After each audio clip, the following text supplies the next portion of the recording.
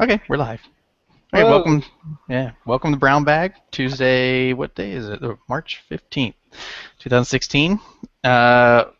And George is here as usual with me, and Claudio's given Angular training, so he won't be joining us today.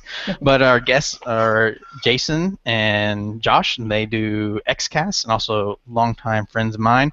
Freaking awesome people. So I guess we'll go around just talking a little bit, and then Hold let them on. get started. Before we do that, let's just take care of the house cleaning. Yeah, that's what I'm saying. Let's do that, Sam. Oh, okay. Yeah. All right. You want me to go? Yeah, go, George. All right. So just really quickly, guys. That's our website. Again, just a reminder how this works. This link right here, that's any of you who are viewing and join, you can click that. That is our observer link. Now, anybody is perfectly, invited to join and participate, ask questions, show their screen, and so on. The problem is that with Google Hangouts, we only have 10 slots. So the link to do that is available inside of our Slack. So we ask if you do want to do that, join the Slack, and you can get the link from there. Um, Otherwise, we're happy to have people on here just viewing. Uh, Also in the Slack, you'll find that we created this form. It's right at the in the heading of it. This is for you to suggest improvements or ask for a talk on something, volunteer a talk on something. Um, please go ahead and fill it out because nobody has so far. Um, okay. One last. I Yeah. told you this is a feature is a Yeah. typical feature where everyone's like, "Hey, we should have this feature," and you do it, and Yeah. then they don't use it, and you're like, "I- All right. Yeah. No, so the way this meeting is structured, we're gonna have some talks up front and kind of try to leave some time at the end for anyone who wants to talk to kind of jump in. But if you have any questions, feel free to also go ahead and ask them.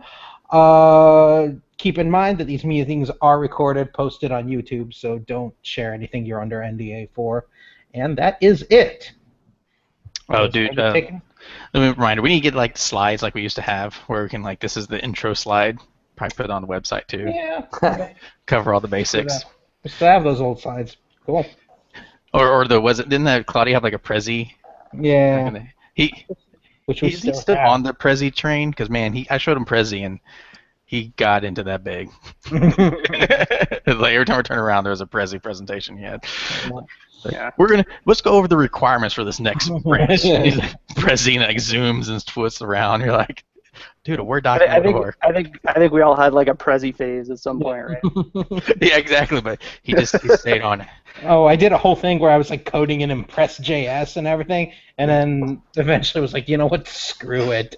Just Google Slides is fine. Yeah. The only time I use the slides like that is for JavaScript presentations where I want to show live stuff. It doesn't Yeah. sort of make sense, but yeah, I feel you. Yeah. All right. Well, I guess we've done enough chat and stuff. Let's get Jason on, start talking Elixir because I know he has some code examples he wants to walk through, and he's freaking knowledgeable about Elixir beyond just Phoenix. We were talking the other day, and you were saying like like you knew and were big into Elixir before Phoenix was, and so like you were in it before it was cool, I guess. So It's still, everyone's coming into it, and you're like, "Come on, guys!" It's you may not be able to call it cool still, but it's getting there. Yeah. you know all the things that Phoenix uses and makes awesome stuff, and I go, I don't know how it works. This guy knows how it works. I think technically we're all still hipsters right now. We'll see. That's I don't right. know. Yeah, I guess that we're still early adopter. Even if you're sort of late like me, it's still early compared to the rest of the world where you go. They're like, what the hell is Elixir? I've been considering, now that I'm into Elixir and I'm on the forefront, I've been considering growing a neck beard, so. It's good. You should try. Gonna let this go on down. Yeah. Or like an eyebrow piercing. That There you also go. works. Yeah. All right, so can everybody see my screen? Yeah. All right, so what I wanted to talk about today is why you should use Elixir and/or Phoenix for your next project. I'm going to go over some of the more obvious stuff just for people who have only heard of Elixir, but I'm going to get into what I consider the killer app. And the killer app may surprise some people. First off, I'm just going to read down a list of things from a Jose Valim article Jose, that I believe are important. One, Elixir is expressive and pleasant to learn and work with. Two, Elixir borrowed lots of good ideas from Ruby and almost every other language that has ever had a good idea. I added that. Elixir is appropriate for single node or multi-node distributed systems. Phoenix borrowed a lot of good ideas from Rails, and for anybody who is already working in Rails, thus reaching the critical mass of concepts needed in order to get stuff done is not all that daunting, believe it or not. And Phoenix fixes some of the issues that people have with Rails. Some examples of that would be repository versus active record pattern, change sets versus model validations, callbacks, and strong parameters. You get rid of all three of those at once. And a lot of people in Ruby consider Rails to be the killer app. So analogously, would we consider Phoenix to be the killer app over in Elixir? And I say inherently no. Nothing against Phoenix. It is awesome, and it is what's going to draw a lot of people over, because obviously you need a good web framework to do your job. That said, my claim and what I want to take you on a short tour through today are the concurrency model and OTP, or the Open Telecom Platform. This is used sometimes interchangeably with Erlang. You can see here in the interactive Elixir console I have going that it says Erlang/OTP 18 is the version, so it's built in that much. OTP has probably a much larger definition than this, but what's important about it is it's a lot of abstractions that will help you build distributed fault-tolerant systems that are battle-tested and I believe over 30 years old. Erlang was initially conceived of for our telecommunications systems that can't go down when you need to do an update, and they can't go down when there's a bug. So it is battle-tested. So with that said, let's get into it.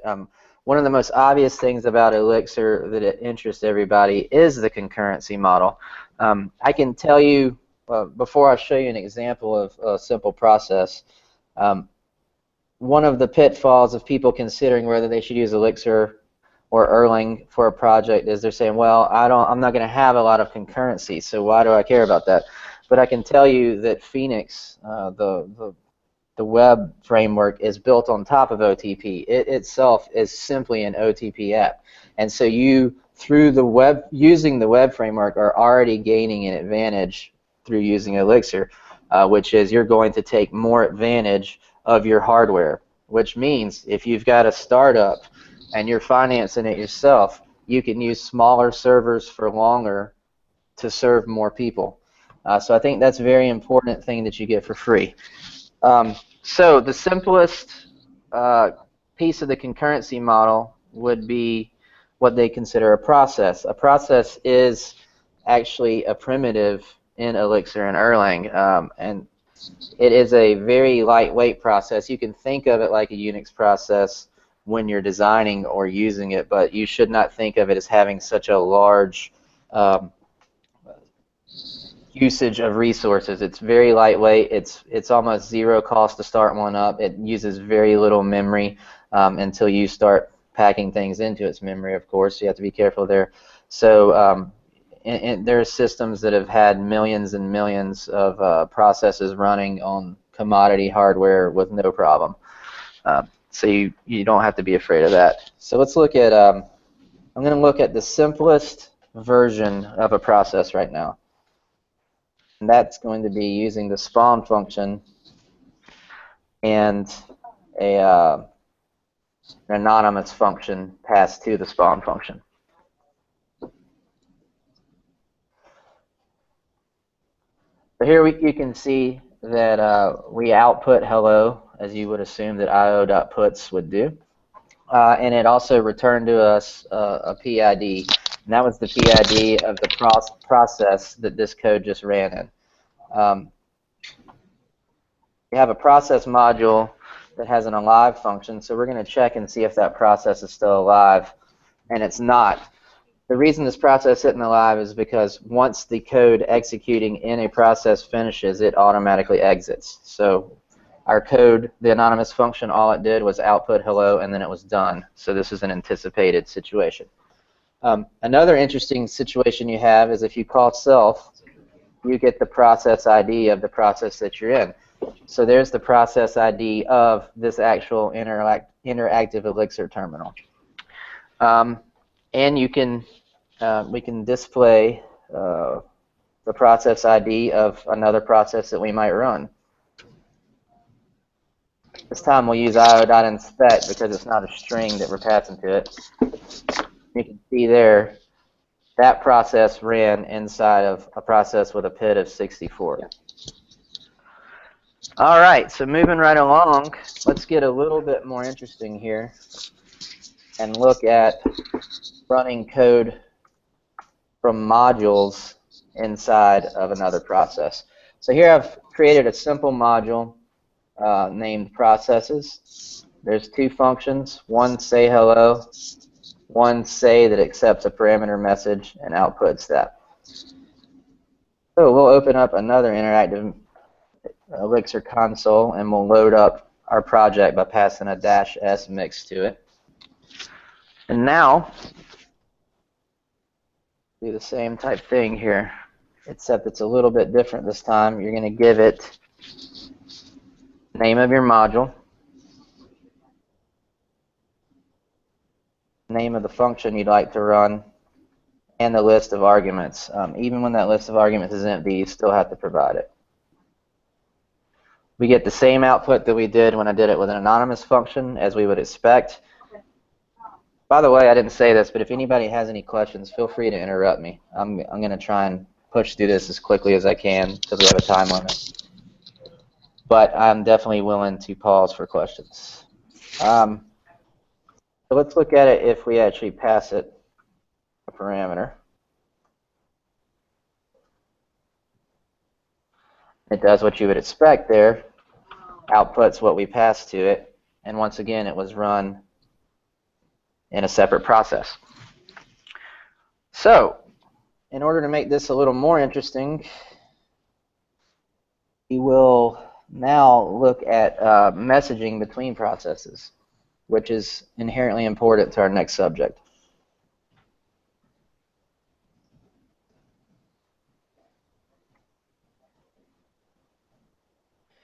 You can see we've changed a little bit of what the say function does now.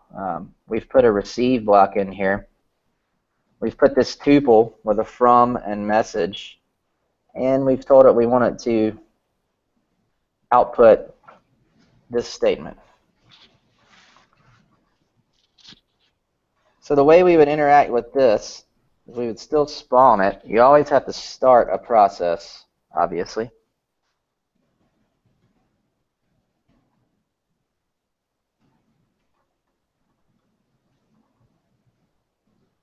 I'm sorry, I need to recompile. Yeah, about to say, probably need to restart that. Thank you. All right, so now we have a process running. We'll go back. So real question, is self always going to be the process ID? I never really used self, or is it just a wait? Okay. Didn't know that. It's always the process ID, and it's always the process ID of whatever has lexical context at the point that it executes.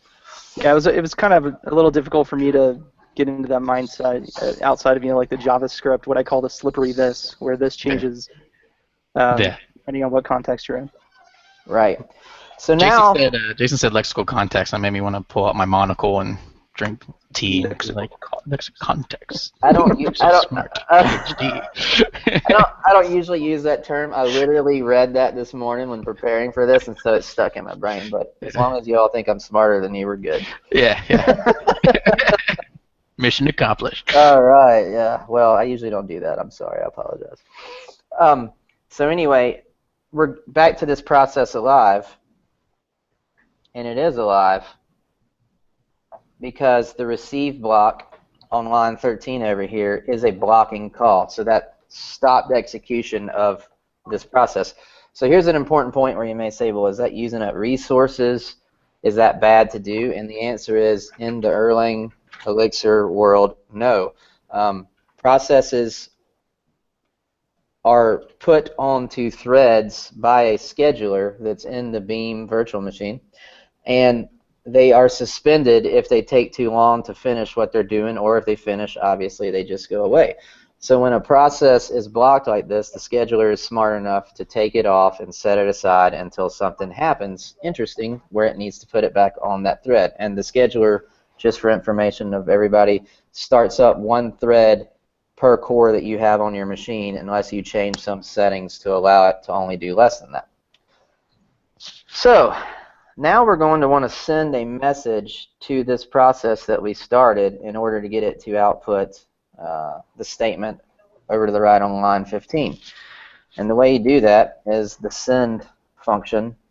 The first argument to that is the PID of who you want to send it to, and then the message you want to send. The message could be anything. It could be just a string. It could be an integer. It can be a tuple, a list.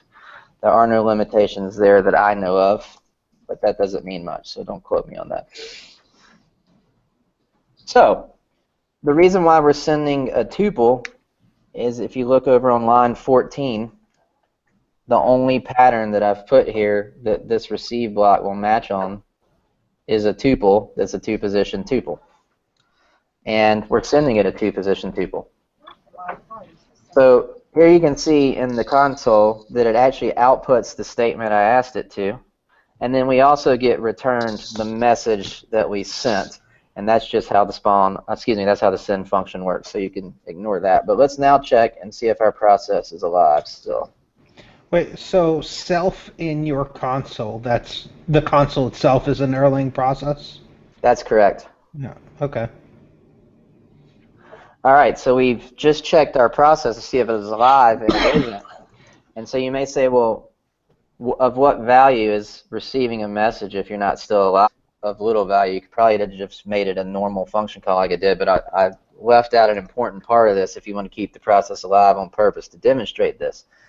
And the reason why is the same as the first time. Our code finished executing, and we exited the process, and the scheduler killed it. Or shut it down would be a better term. So what do we do if we would like to keep this process alive? Well, we use recursion. Recursion is kind of scary to people coming from normal imperative or object-oriented programming languages because you can get yourself in a lot of trouble, like Stack Overflows and things like that. But most functional languages, if not all of them, including Elixir and Erlang, have what they call, I believe, tail recursion optimization, which means if the same function keeps calling itself under certain scenarios where you're intending to do this, you're not continuously adding to the stack, it's taking stuff off.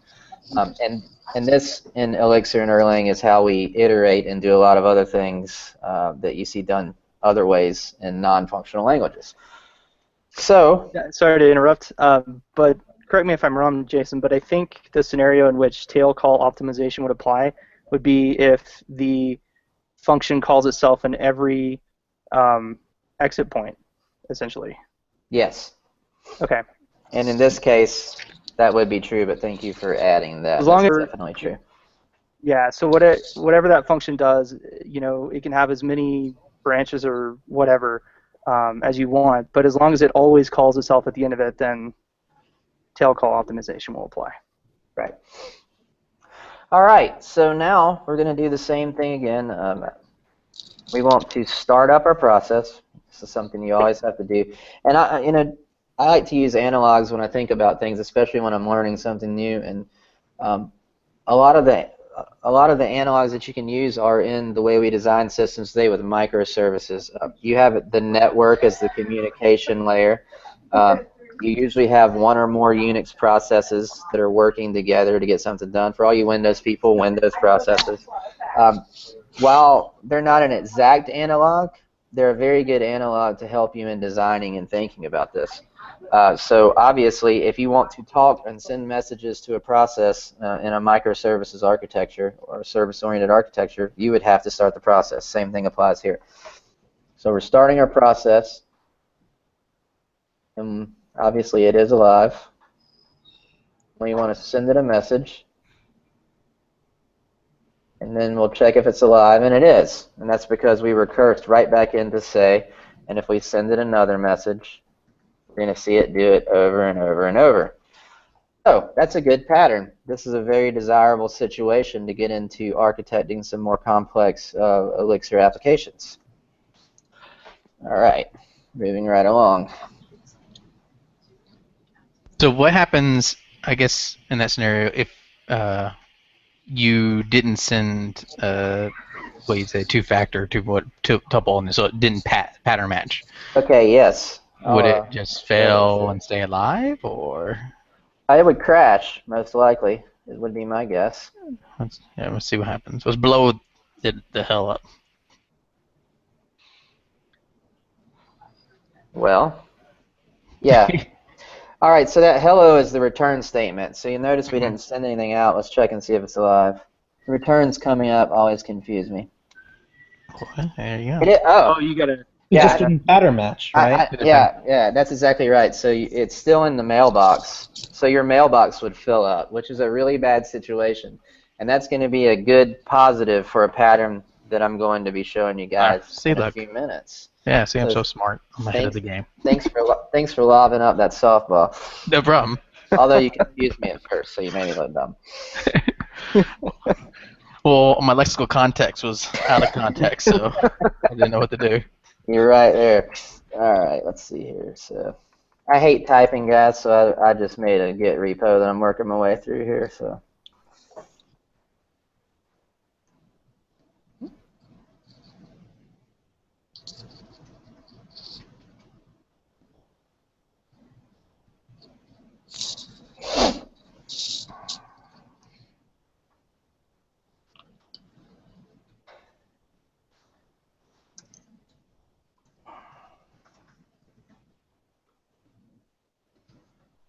And for whatever reason, Git's not behaving for me here.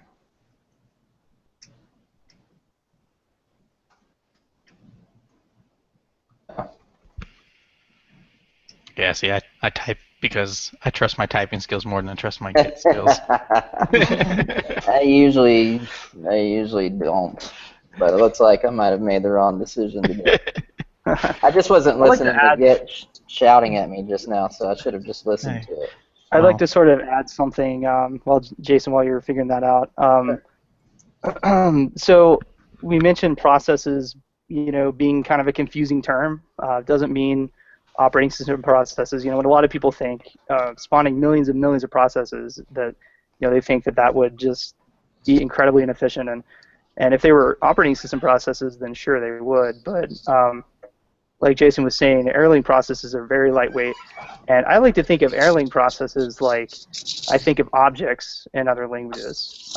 So whenever you would normally in an object-oriented language like Ruby or C#, whenever you would create an object, in Elixir you would, since Elixir does not have objects, it just has modules and functions and data, you would create a process. And processes, they're not exactly analogous to objects because they have a lot more functionality and fault tolerance built in, but I just kind of find it sort of an easy way to understand coming from an object-oriented language. I agree, and like I said, I always like to have models in my head that can short-circuit my learning and keep some things black box until I get around to it, but make it where I can work within a framework that's new to me. And that is completely true, and you'll see here in a few minutes where we interact with something and it begins to look kind of like object-oriented programming. The only caution I would provide here is you don't want to design your Elixir or Erlang systems like you would your object systems based on just the single responsibility principle. That principle doesn't go out the window. I think that's good for your modules and whatnot, but there is, while it's a small cost, there's a cost to starting up a process, and there's a cost to passing a message because you copy it. And the reason is you don't want to share any state between processes so that you don't have mutexes and problems like that. So there is a cost to that. And if you just design the way you do in object-oriented programming, which is I want to have single responsibility for an object, I want it to do one thing and do it well, that will come back to bite you later. There are reasons to separate things out. That is, if you want to get concurrency on something that is hard to process, it takes a long time to process, that's a good reason to break it out. To not lose data might be a good reason to break something out on a project that I've been working on recently. We had a process that could just crash because it was a TCP client connected to another TCP client remotely, and sometimes that remote TCP client will just have a hiccup and ours crashes. Of course, a supervisor restarts it because we're in OTP here. But during that, we would have lost the message trying to be sent possibly if it had made it into that process's mailbox. So we moved that into a queue that were between the TCP client and what I call a coordinator, so that as the TCP client crashes, I can handle that exception and put that message back at the front of the queue. And then when the TCP client is restarted, the first thing it tries to do is pluck a message off the queue. So data integrity, fault tolerance, those are good reasons to do something in another process. Getting things done in parallel are good reasons, but just because it makes you feel comfortable because it's like object-oriented programming is not a good reason to use another process. But it is a good analog. So now I want to do a very similar thing here that we were doing in our last example, but we're going to get a message back. And that'll show us a little bit more about processes' mailboxes. So we'll start up our process. We'll send it a message. We'll see that it outputs the same statement, but we don't see anything has happened locally in our interactive Elixir process. And that's because we aren't handling that message coming in, just like over here in the save function where you see this receive block, it's handling this tuple, but when we send it something besides that, nothing happened. We don't have a receive block over here in our console. But if you would like to empty the mailbox, which is a good way to see if there's anything in there that you haven't handled, you can call flush. And you can see there is our string message, hello yourself. Another interesting thing is if we send this message again, and instead of doing the flush, we'll actually put in place our own receive block. And note this is happening after the fact, which means that message is already in our mailbox. So it's just a string that we need to handle.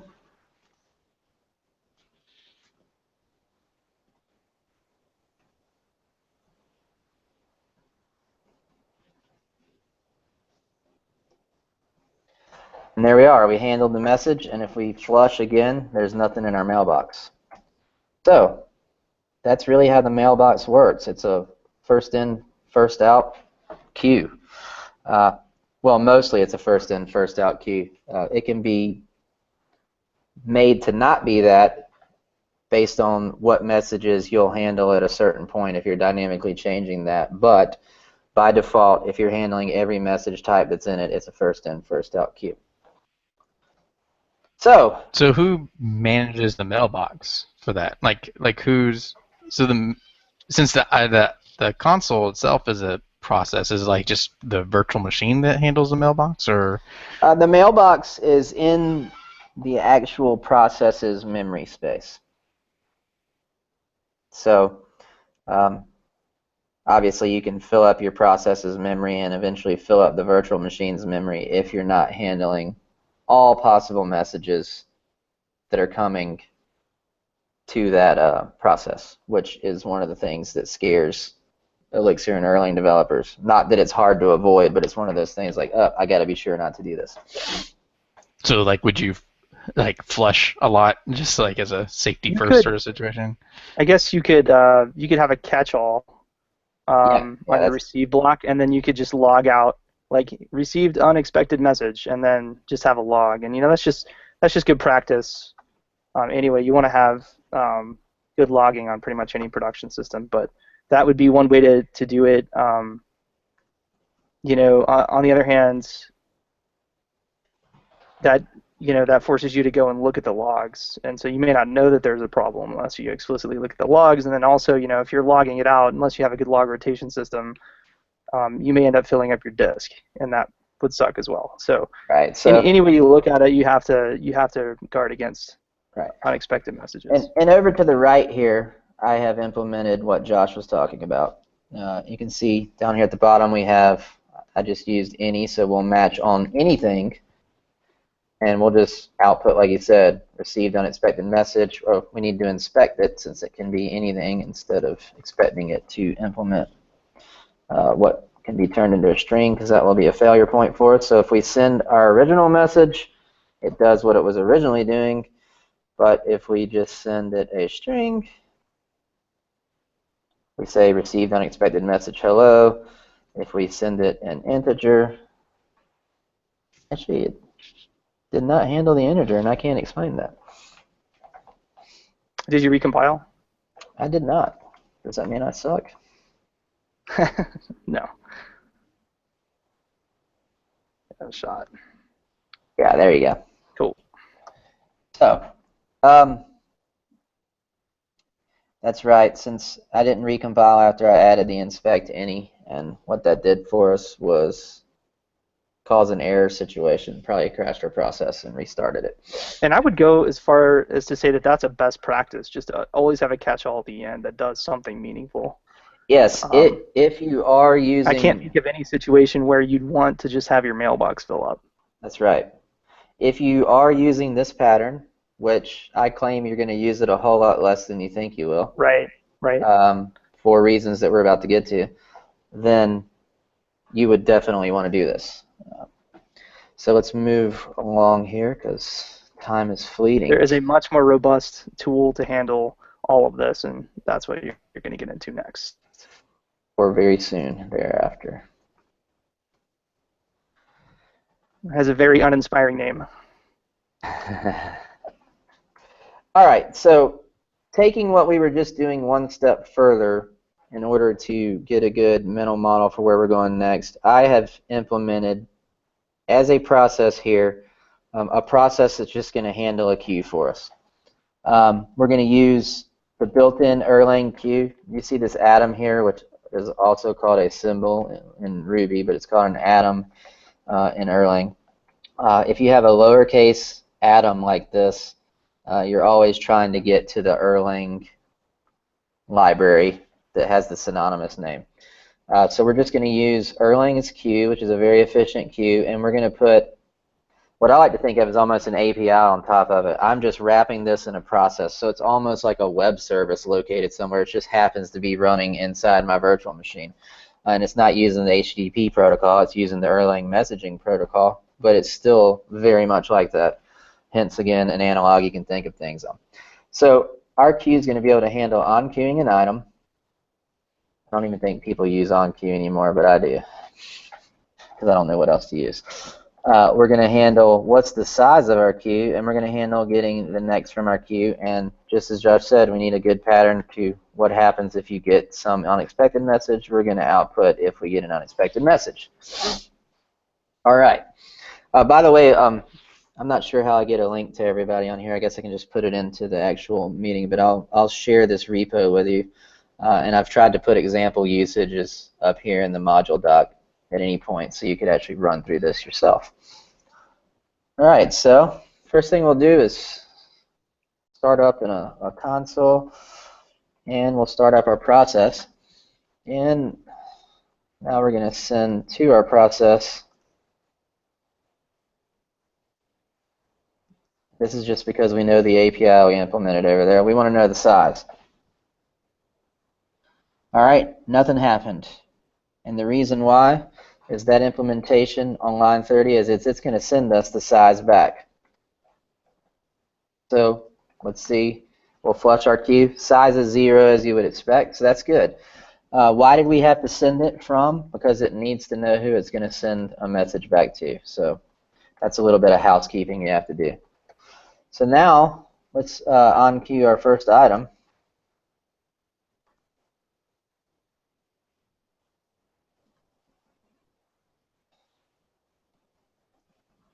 All right, and before we look at another way of seeing that item, I'm going to show you another killer app part of Erlang and Elixir. It's my favorite part. Yeah, this is the observer. It's a way to visualize everything, well, I won't say everything, a lot about the VM and your applications that are running in it. So here's our application. We're Brown Bag. We have a supervisor. this is our base application supervisor, and I opened this up too early. It's going to do us no good right now. We'll do it in the next step. So we now want to see what the size of our queue is. You can see we have a size of 1. And get our item. Again, we'll flush. There we get exactly what we anticipate from looking at how the code works. Over to the right, we get a OK1. Let's do next again. We get an empty atom. So those implementations are here on line 36 and they're on line 39. So this queue wrapped in a process is working right nicely. But let's talk about some of the things that really suck about this. I'm sure you are all probably already pointing them out in your head. One, this clump of code right here is really ugly and starts to become really hard to follow. And this is a, we have at least 10 or 20 more functions that we would want to implement on top of this to make this a true queue that can do everything we want it to. So you can imagine how ugly that would get.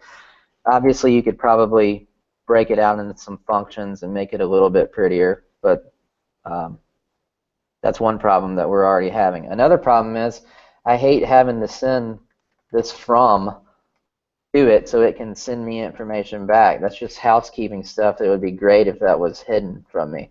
I hate the housekeeping of having to handle this message, or I could fill up the VM's mailboxes, or excuse me, fill up the VM's memory through mailboxes filling up in my processes.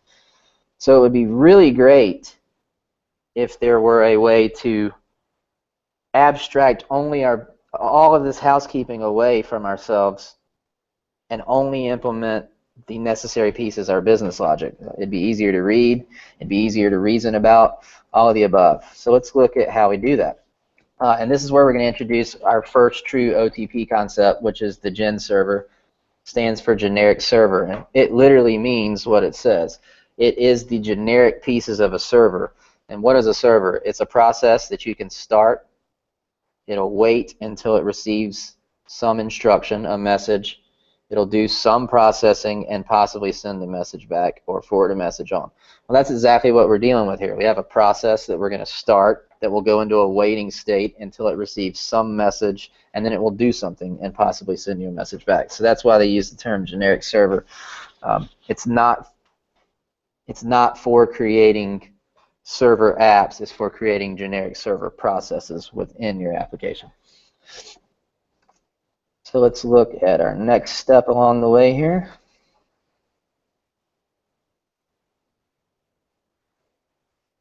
All right, and here is our first go at implementing this. Our modules queue, and we're going to use the GEN server behavior. I'm going to have to use that term again. I'm sorry, but use is a lot like require, but it transfers, it includes what's in the module to the right of it in the lexical scope of this module. That'll be the last time, I promise. All right, so moving right along. You do like a Pee Wee Herman thing where like every time you hear the word, you have to scream. Like, yeah. There you go. So what is the first thing we need to be able to do to our process? What's the first thing that we were doing over in the console? We want to start it. So let's look at that.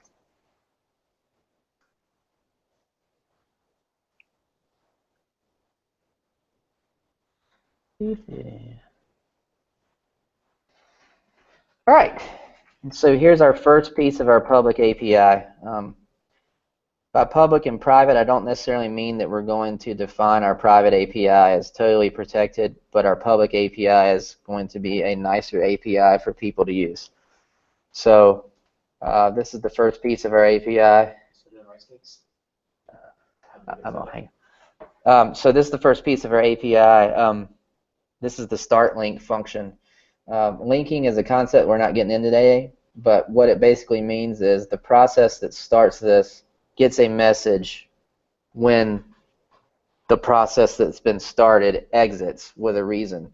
And it's a very important piece of supervision trees and the overall OTP architecture.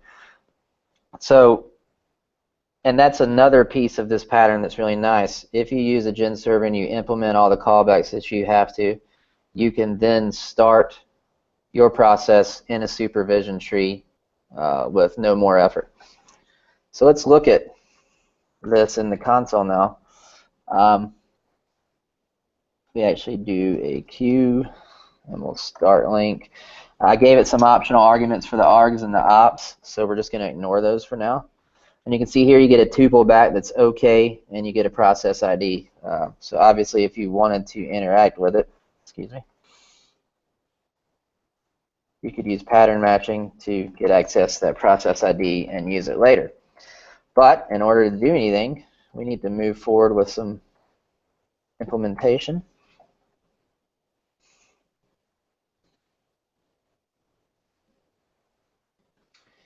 All right, so the next interesting thing that we have here is an init function. This init function is automatically called internally when you use start or start link.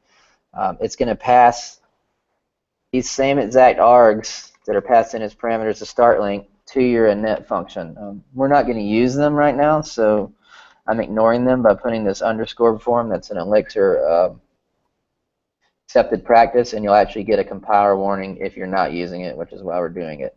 And here, it's expecting you to, all these callbacks that we implement in the private API are going to expect you to return some form of a tuple to represent what happened, what state is the server now in.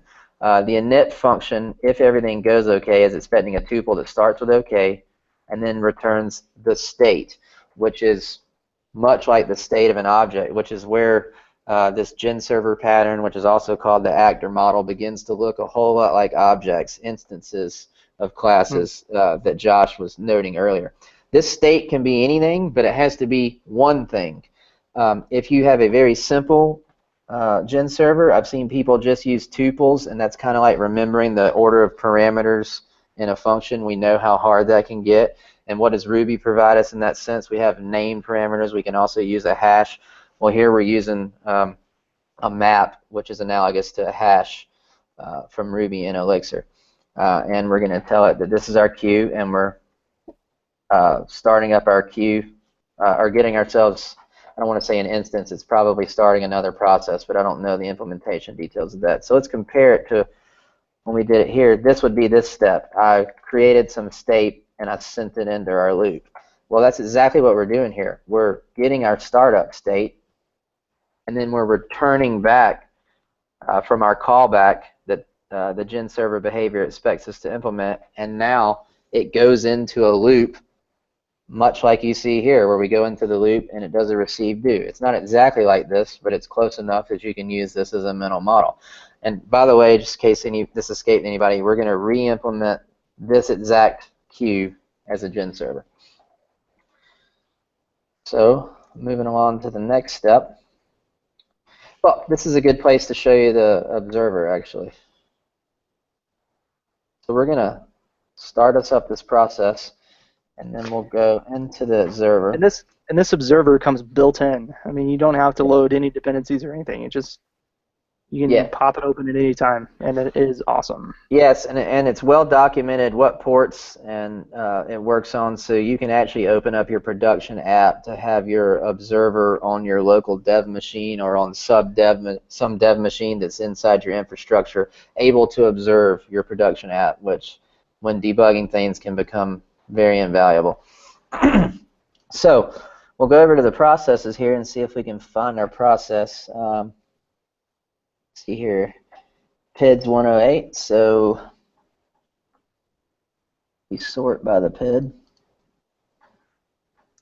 Here's our process. You can see that it's actually in the init function. I'm sorry, where the current function is in is the gen server loop, which is much like our loop function. We can drill into this process and see a lot of stuff about it. Here's this top stuff here is a lot of configuration stuff. We can see stuff about the memory. Don't use these two myself much right now. I need to learn more about them. But over here in the state, this is very important. So our current state is an empty queue. and that's the representation of an Erlang queue. It's actually a tuple with the tail and the head of the list. The reason why they're in reverse order is it's much more efficient to insert something at the tail end if you keep it in reverse order and then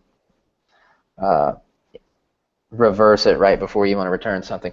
So as you can see here, this is really great. I'm getting a lot of feedback into my application. I can actually reason about my application by seeing it. And this is something that I've always longed for in other frameworks. And I'm not saying that none have it, but I don't know of any that it comes out of the box in at least that has this many features built right into it. So let's go back over here and let's add something. We'll on-queue something. And we'll watch our state over here change. So I'm going to refresh it.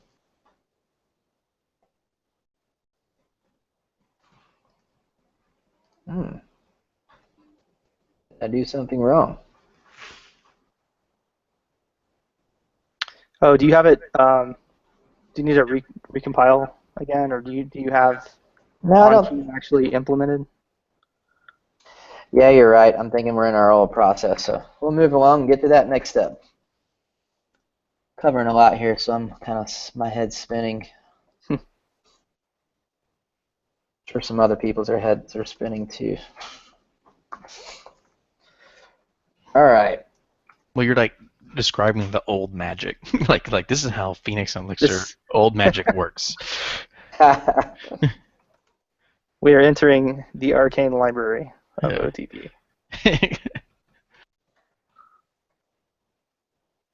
We're literally Elixir wizards. All right, what is going on?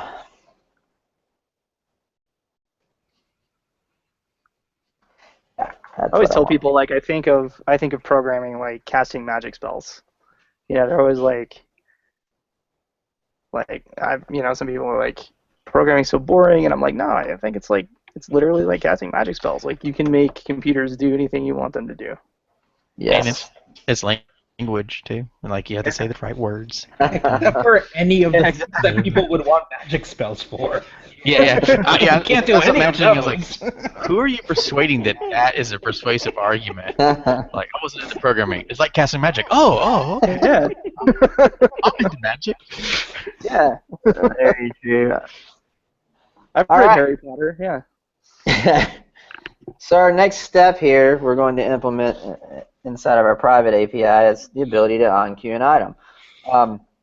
And a Gen server expects or uses more than 3, but the 3 that you're going to use mostly are handle call, which is a synchronous operation. So that means anything that happens in here has to finish before we reply to the other process who called it.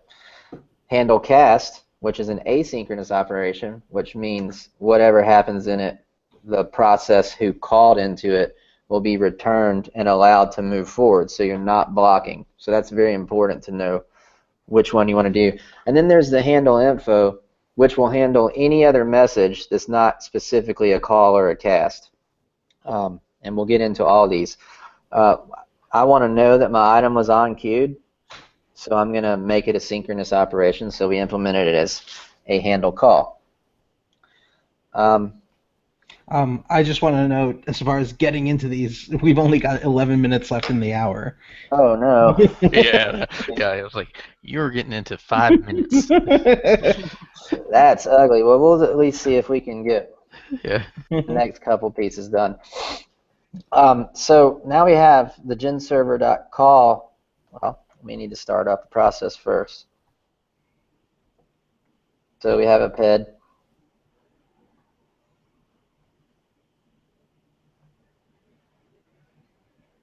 Good Lord, typing is worse than I thought. So we want to call it. We want to on-queue an item just as before. As you can see, it appears to have worked, and we'll prove that using this famous observer that I keep calling up, and then it being kind of a disappointment because we don't get to what I want to get to. Our PID's 121. We'll find the PID. Let's look at the state. Wow, we actually have something queued. Let's do Cool. it again.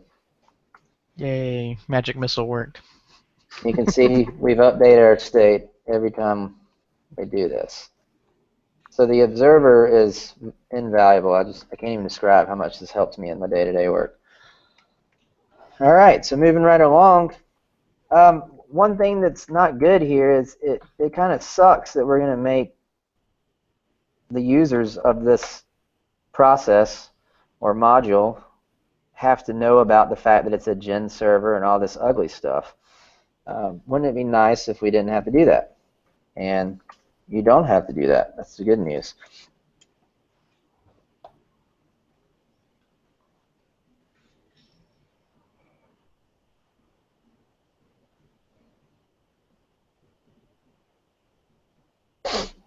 So as you can see here on line 11, I've implemented an onQueue function.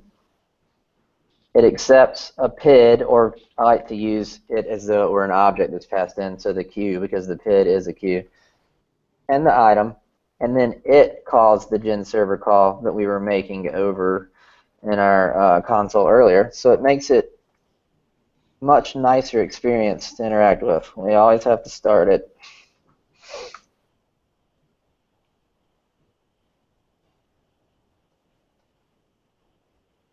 Ready. And an item. So as you can see, it's a much nicer API. Let's prove that it's there.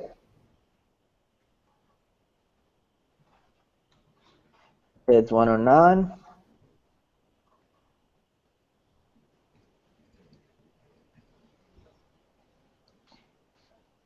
And it's there. So everything worked exactly as it did before. There's just a little bit nicer interaction.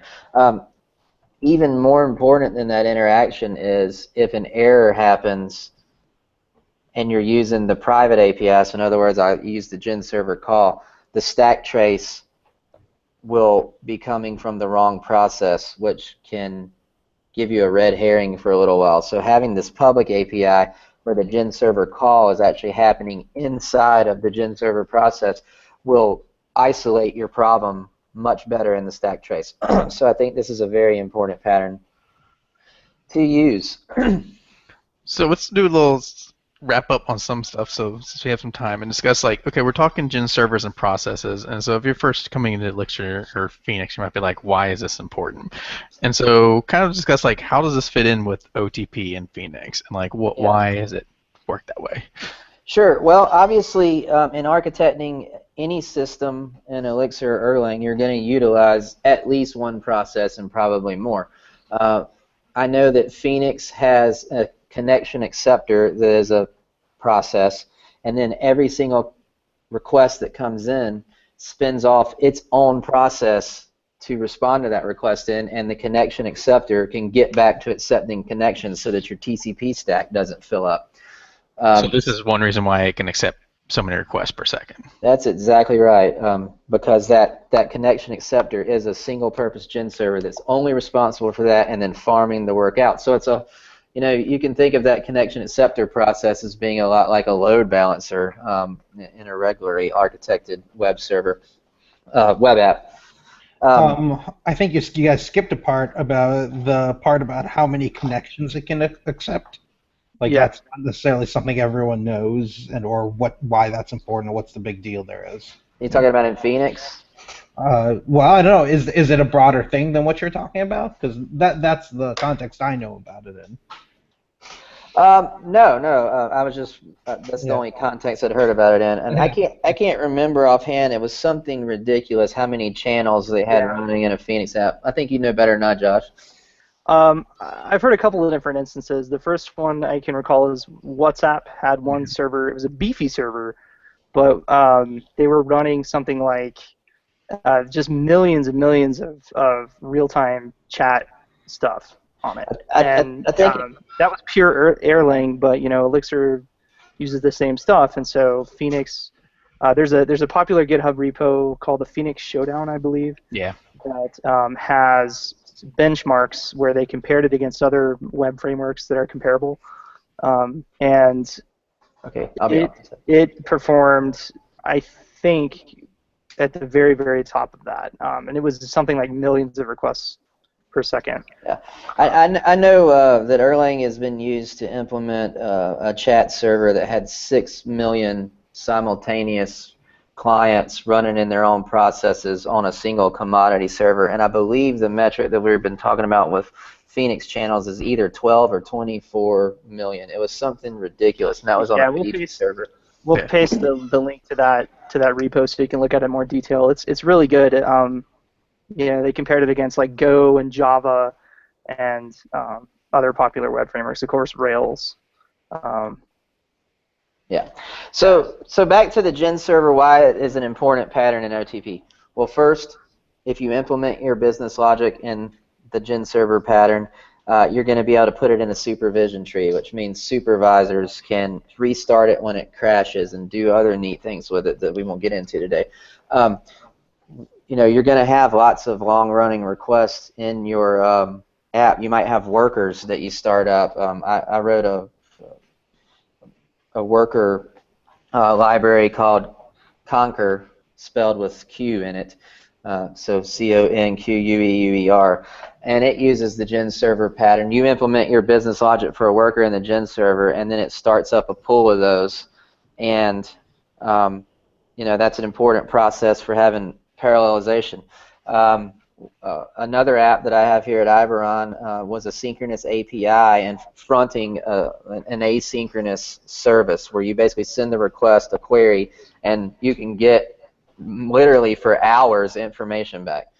Well, we wanted to wait for 30 seconds and then send back to the requester all the information we had gotten, and then we wanted to stay alive once the web request was over for another 2 minutes and put any of that in a database that came back, which is why I got into Elixir. That would be very hard to accomplish in Ruby or any other language that I can think of, because you would just fill up your web server with your requests that are sitting there waiting for 30 seconds, but that's not how it works in Elixir, and the Gen server was a very important pattern for that because I need something that could be managed after the web request, which had started it up, was over, and stay around for another minute and a half and then gracefully shut down and clean itself up.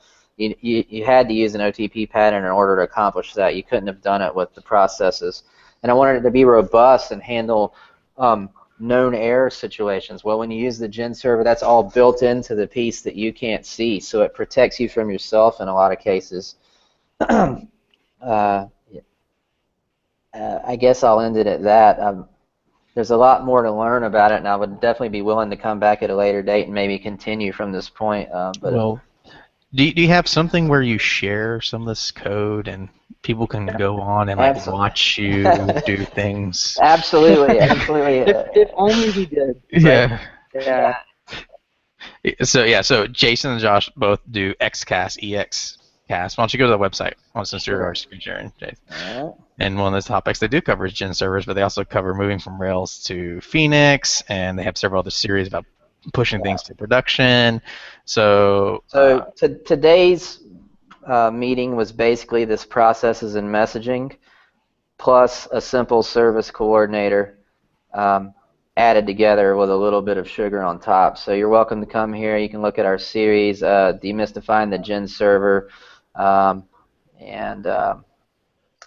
you'll get a lot of what we've done today, and we'll be adding to this as time goes on. Yeah, we've had a pretty good reception of this, and right now all of these are free. So just sign up for an account and you can view all the videos for free. Pretty soon we're going to start charging a subscription fee. So right now it's all free. Go get it while it's hot, and yeah, that's.